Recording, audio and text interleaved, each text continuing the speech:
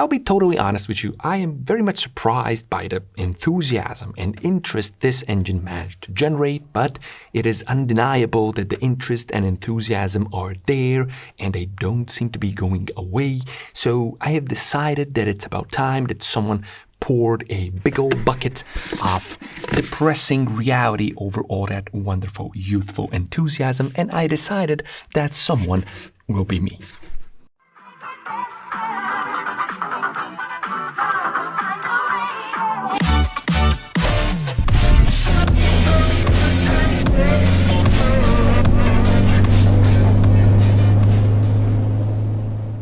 I'll say it right off the bat, this is obviously a very creative, interesting design, but there's many creative and interesting things out there, and being creative does not mean that something has the potential to penetrate the mass-produced vehicular market or change and revolutionize anything.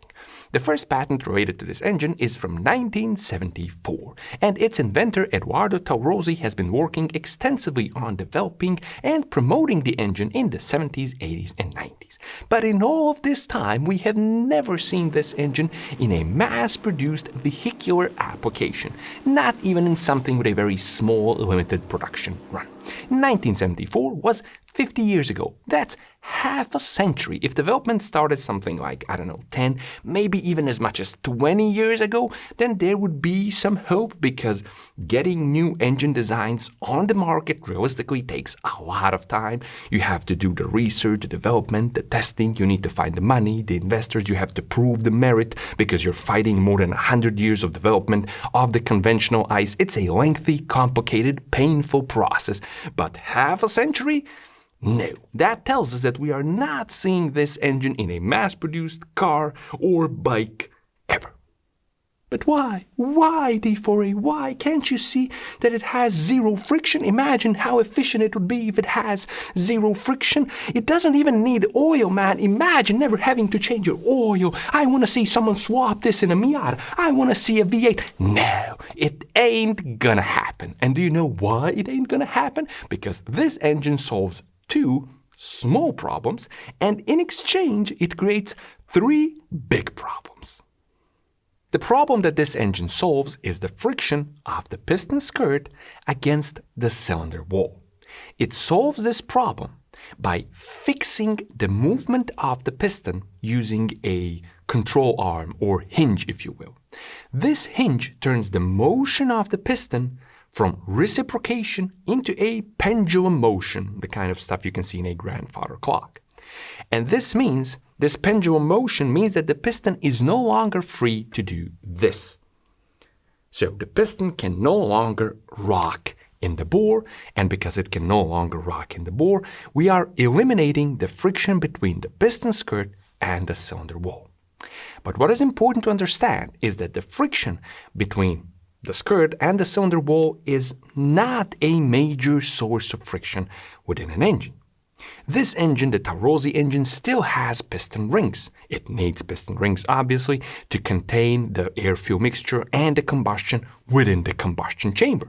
And the piston rings are a greater source of friction than the friction between the piston skirt and the cylinder bore. They are a greater source of friction because the piston skirt rides on a film of oil. A film of oil that is constantly splashed and or sprayed on the cylinder wall, and this film of oil reduces obviously friction. It's lubricating the skirt and the wall, and it prevents metal-to-metal contact between the skirt and the cylinder wall. That being said, a measurable source of friction still does exist between the piston skirt and the cylinder wall, and it occurs during the combustion stroke on the major thrust side of the piston, which is the side of the piston that is opposite the direction of rotation of the engine. This load occurs during the combustion stroke, and it occurs because the position of the piston and the rod and the crank and their relationship. When combustion occurs, it acts on the piston normally, so it's pushing the piston straight down the bore. However, during the greatest combustion pressure, during the greatest load on the piston and the rotating assembly, the rod is at an angle.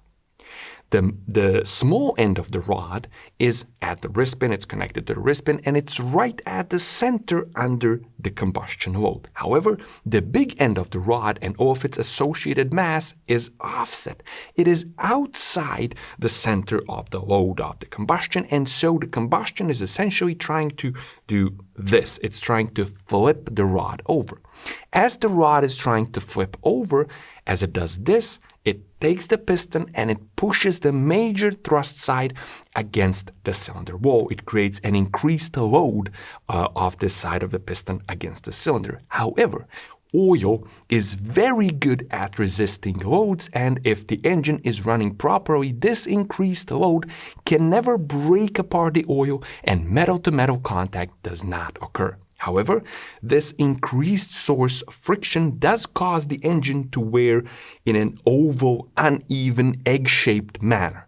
But this wear occurs over the entire life of the engine, which is around 300,000 kilometers. In other words, uneven cylinder wear due to the friction between the skirt and the cylinder is a problem that has been solved long ago, and it does not shorten the life of the engine. Now, the Taurozzi engine eliminates this load of the piston skirt, the major thrust side, against the bore, because we now have a big hinge keeping the piston in place. We now have two rigid points of piston control instead of just one, as in a conventional engine. The rod can't do anything to the piston because the hinge makes sure that that doesn't happen. It keeps the piston completely unrockable in the bore, if you will. Now, in theory, this hinge should also help with piston ring friction, because in a conventional engine, what stabilizes the piston and the bore is essentially the oil, the film of oil, and the skirt riding on it, as well as the piston rings themselves. However, if we relieve the piston rings of that duty, it should help with friction, and it should result in a more consistent contact between the piston rings and the bore, which will now be undisturbed by the piston trying to rock in the bore. Unfortunately, I can't give you any numbers that would quantify how much we have reduced piston-related friction with a Taurozzi engine, and I can't give you numbers because nothing has been published that is a result of a third-party scientific test that compares the Taurozzi engine with an equivalent conventional engine, and that these tests have never been done. However, what we do have that gives us some sort of numbers are claims. And one of these claims comes from this video, from a channel called Repairman22. This is one of those AI voice videos, and it talks about the engine. This was followed up by another video 3 months later, which is also an AI voice video, but with different animations and pretty much the same claims as the first video. And these claims seem to echo the claims of the inventor. But it is these two videos that have created all this newfound interest and enthusiasm in the Taurozzi engine. It is not the inventor himself, because he stopped actively promoting the engine around 11 years ago. His website is also completely inactive. So it is these two videos that have brought up all this enthusiasm. Well, not for long. So let's address one of the most important claims from these videos, which is a 30% improvement in fuel economy, which apparently occurs because we have reduced or completely eliminated piston-related friction with the Taurozzi design. Although the most important thing is that friction is reduced, which results in 30% more power and fuel economy versus a conventional engine. Now, the piston-related friction accounts for 45% of the total frictional losses of the engine, and we can divide piston-related friction into three major sections, which is piston ring friction, piston skirt friction, and wrist pin friction. Now, the Taurozzi design doesn't really do anything about the wrist pin, but let's pretend that the Taurozzi hinge can magically completely eliminate all of the piston-related friction. So we have reduced friction by 45%. Does that mean that we have 45% improved fuel economy? No. Frictional losses account for only 10 to 15% of the total losses of the engine. Let's be pessimistic. Let's say that frictional losses are 15%. Although the latest engines can do something like 8 or 9%, but let's say it's the 80s and frictional losses are 15%. If we completely eliminate all of the piston-related friction with the Taurozzi hinge, we have eliminated only 45% of this 15%. That means that we have reduced overall efficiency only by 6.75%. But of course, it's not even 6.75% because we have been overly optimistic with our assumptions. The Taurozzi control arm does not eliminate the friction of the entire piston assembly. Of the 45% total piston friction, rings account for 22.5%, the skirt accounts for 12.5%, and the wrist pin is the remaining 10%. Let's assume that the Taurozzi design reduces ring friction by half because we got rid of the oil ring pack and we eliminate piston rocking. As we know, we completely eliminate the skirt friction and we don't do anything about the wrist pin. So more realistically, we reduce total friction by 21.25%, not by 45%. If we assume that total friction losses are 15%, then we improve efficiency by 3.2%. If frictional losses are 10%, then we improve efficiency by 2.1%. So 30% efficiency improvement? Not even close. It's more realistically somewhere between 3.2 and 2.1%. That's not bad. Every little bit counts, right? Well, yeah, wait till I tell you about the price. But before I tell you about the price we pay for the efficiency improvement, I have to answer a more imminent question. And that is, why would we bother with this big hinge mechanism to achieve such a small efficiency improvement? Well, the reason is that the hinge mechanism doesn't just get rid of the piston skirt friction. It also allows us to get rid of lubricating oil inside the engine completely. And it does that because cylinder wall lubrication is the only lubrication element in the engine that cannot be converted into a sealed bearing. All the other lubrication sections in the engine, main bearings, rod bearings, wrist pin, camshafts, you name it, all of these can be converted from plain bearings to a sealed bearing. Unlike a plain bearing, which needs a constant pressurized film of oil on it to prevent metal-to-metal contact, a sealed bearing is a maintenance-free bearing which has essentially grease inside it, and it's sealed either by a rubber seal or a metal shield. And these are lubricated for the life of the bearing. Now, sealed bearings are nice because they're maintenance-free. You never have to change your oil again, but they also suck at bearing a barrage of sudden, high, powerful loads. I know bearing is in their name, but the bearings that are good at bearing a barrage of big loads are plain bearings with a nice pressurized film of oil on them. Sealed ball bearings have a problem with this because the point of contact between a ball and the surface on which it rides is exactly that. A point, a single infinitely small point. In other words, a very, very small surface area. If we combine a very small surface area with a large load, we get very high pressure. This is how a needle can easily penetrate your skin, even if you don't apply too much force, but a bottle cap cannot penetrate your skin, even if you apply a lot of force. The smaller the surface area, the greater the pressure. The greater the pressure, the greater the wear. In contrast to this, plain bearings have an oil film covering the entire surface of the bearing. And oil is amazing at taking loads, and if you give it a large surface area, it's going to take an incredible amount of torture and insane loads to break oil apart and allow metal-to-metal contact. This is why all large engines pretty much have plain bearings on them, and you will find ball bearings only in small engines up to about 125, 150, maybe 200 cc of displacement, where we have a poor lubrication environment combined with small loads. Now, if we look inside a transmission of a car, you're going to find roller bearings inside it, and these replace the ball with a cylindrical roller, so now the contact surface area is a full line instead of just a point. More surface area means better load bearing capacity, and transmissions are exposed to very serious loads, and roller bearings inside a transmission, they last the life of the transmission, usually the life of the vehicle.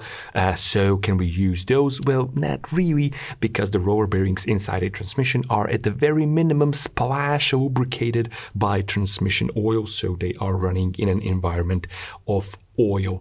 What I'm trying to say is that a sealed bearing of any kind, a maintenance-free sealed bearing with either balls or rollers or whatever inside, cannot hope to last the load-intensive environment of an engine, and cannot hope to last the life of the engine, the life of the vehicle, which is usually around 300,000 kilometers. If you want proof, all you have to do is look at wheel bearings of a car. These are big, chunky bearings, sometimes even with 2 rolls of balls, and we can never hope to fit a bearing this size inside an engine. And also wheel bearings, they have a pneumatic rubber tire and a suspension assembly on their side to help them absorb shock loads. But even with all of this, they almost never last the life of the vehicle. The average wheel bearing is around 140,000 kilometers. Some can maybe do more, but some are even worse. They do like 50 to 60,000 kilometers.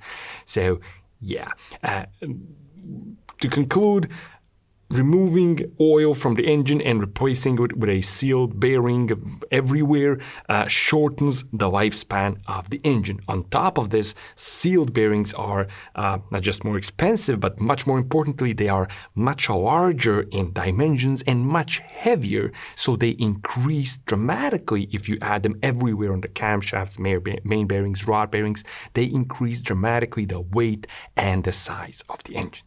But wait, there's more. We just started paying the price. Next up, engine balance. These hinges that you can see running and working on the engine and moving around, they disturb engine balance because the counterweight of the crankshaft, it can balance out the big end of the rod and the crank pin. The piston can balance out another piston, but there's nothing that moves in a way that can balance out the movement of the hinge. So this means that the Taurozzi engine configuration is really only suitable for a boxer configuration where the hinges can balance each other out. Single cylinders, twins, most other configurations, even V engines, the hinges will create an additional imbalance, which means that the engine will run rougher, it will vibrate more, and these vibrations will likely limit the RPM, the maximum possible RPM of the engine. On top of this, they are an added weight and added volume to the engine because you need this additional space on the engine to fit the shaft where you can then attach the hinges.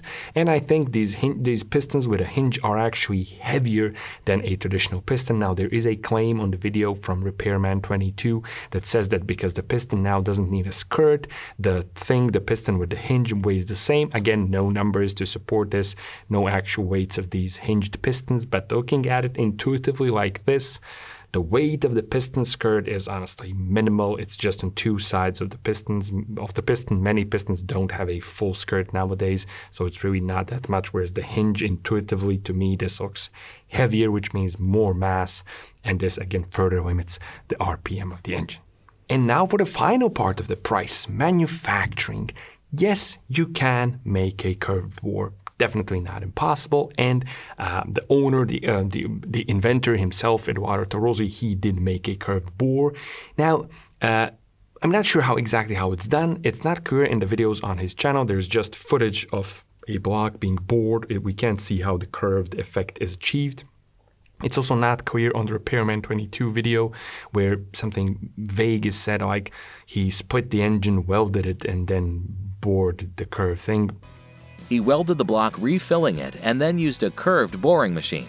I don't know, but he did it, and it can be done. Definitely with let's say, a very large, very expensive, very, very accurate 5-axis CNC machine, you can definitely machine a curved bore. However, it is not as fast or as cheap or as easy or as risk-free as not really risk-free, but of a risk as small as the simple machining of a straight down bore.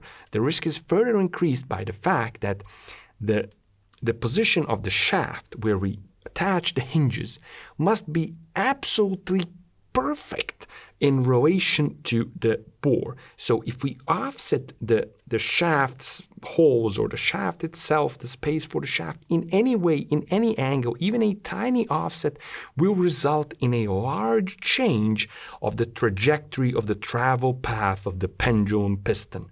And now we don't have oil for any sort of margin for error. So even if you get the shaft machining just a tiny bit wrong, we'll get contact between the piston and the bore. Now, modern CNC machines, they are definitely capable of being very, very accurate, so this is doable. However, CNC machining is, in general, not as suitable for large-scale mass production as stamping, and casting, and forging, because with these methods, you can make dozens upon dozens of parts very quickly, and then you have not that much finish machining to do.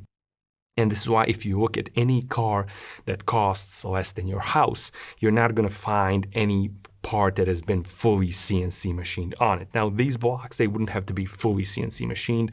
We can cast them, and then they have to go into a CNC machine. But if you want to keep up with the casting, because the blocks come quickly out of the casting, then you would need a great number and a lot of space and a great number of very large, very expensive CNC machines working simultaneously to keep up with the production of the casting and make sense in a very large scale mass production.